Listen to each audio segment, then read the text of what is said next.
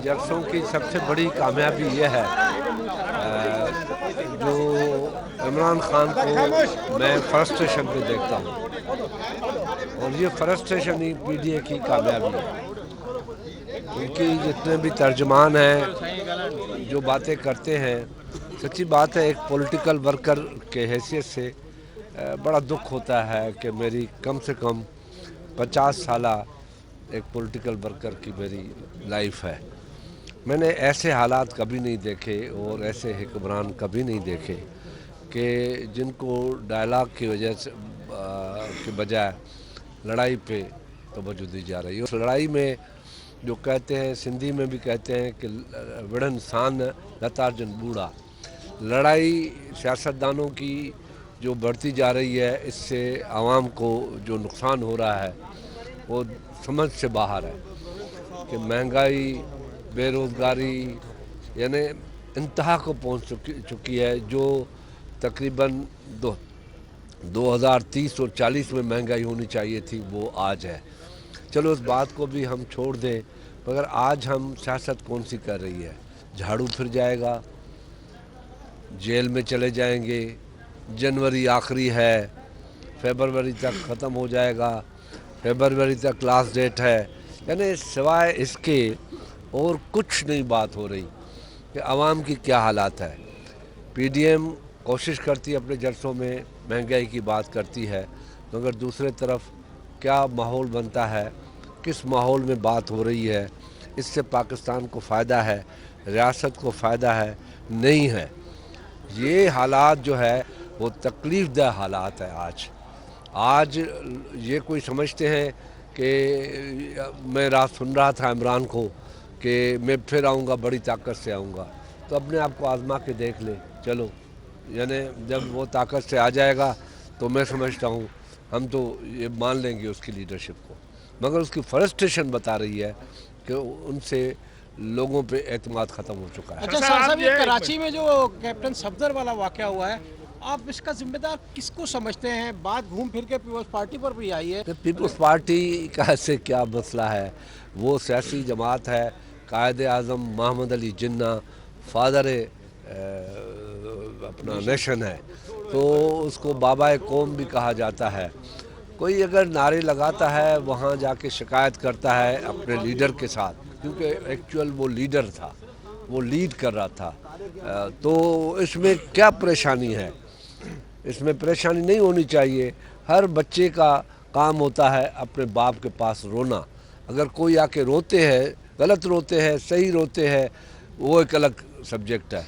तो उसमें इतनी बड़ा रिएक्शन दिखाना, मैं समझता हूँ कि बात से अफसोस है। मैं और कुछ नहीं कह सकता, एक बड़ी लैंग्वेज बात नहीं कर सकता, बड़े अल्फाज या बुरे अल्फाज नहीं बोल, बात से अफसोस शाह है। साहब, आप एक सीनियर सियासतदान हैं और पहले भी जो है वो अपोजिशन या हुकूमती जमातों को एक पेज पे लाते रहे हैं। क्या आपको कोई ऐसी उम्मीद नज़र आ रही है कि हम सब एक पेज पे आ जाएंगे, अपोजिशन या बड़ा हुकूमत? मुश्किल है, क्योंकि ये सियासत जो है, जो डायलॉग होता है, वो जो हुक्मरान होते हैं उनके हाथ में होता है।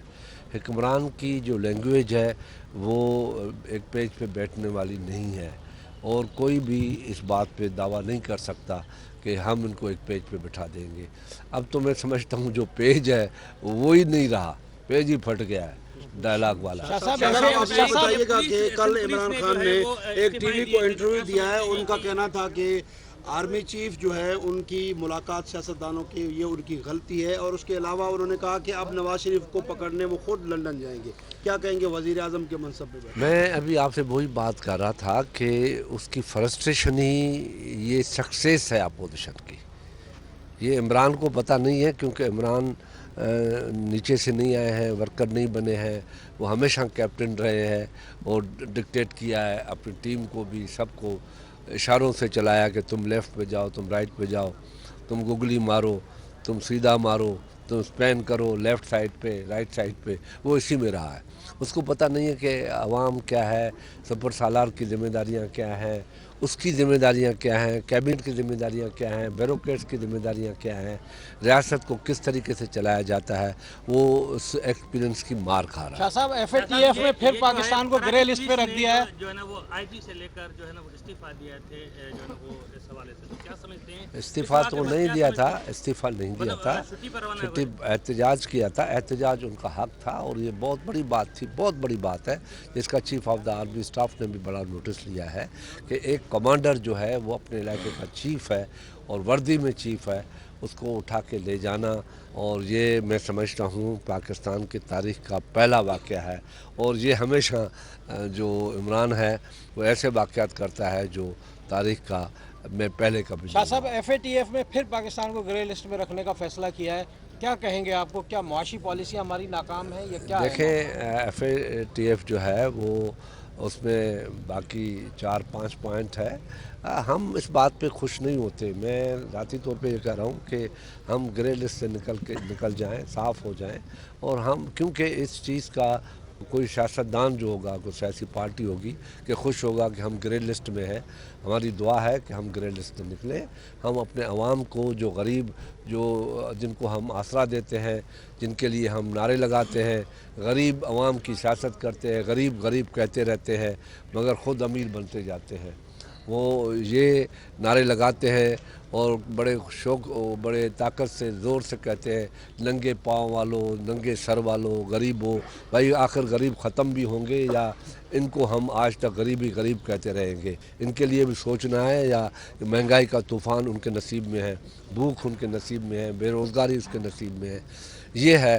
اور یہ بھی ایک لا ہونا چاہیے کہ اگر جو پارٹیاں مینیفیسٹو دے کے آتی ہیں اور مینیفیسٹو پہ عمل نہیں کرتے ہیں تو اس پارٹی کے اوپر الیکشن کمیشن کا فرض بنتا ہے کہ اس پارٹی کے اوپر بین ڈال موجودہ دے۔ حالات میں شاہ صاحب یہ بتا دیں آپ کو نظر آ رہا ہے کہ دوبارہ الیکشن ہوں گے، ری الیکشن کرائیں گے یا یہ نوز تبدیلی آ سکتی ہے؟ اس کا حل کیا ہے؟ دیکھیں میں ایک سیاسی ورکر ہوں، میں یہ اقتدار کے لیے یہ باتیں نہیں کروں گا کہ ماشاء اللہ آ جائے گی یا ماشاء اللہ آ جائے، ہمیں اقتدار مل جائے، ہمیں اقتدار نہ ملے کبھی نہ ملے، مگر کم سے کم غریب کا اور نوجوان کا پیٹ تو بھرا جائے، روزگار تو دیا جائے، کچھ تو کیا جائے ان لوگوں کے لیے۔ آخر ان لوگوں نے کون سا قصور کیا ہے؟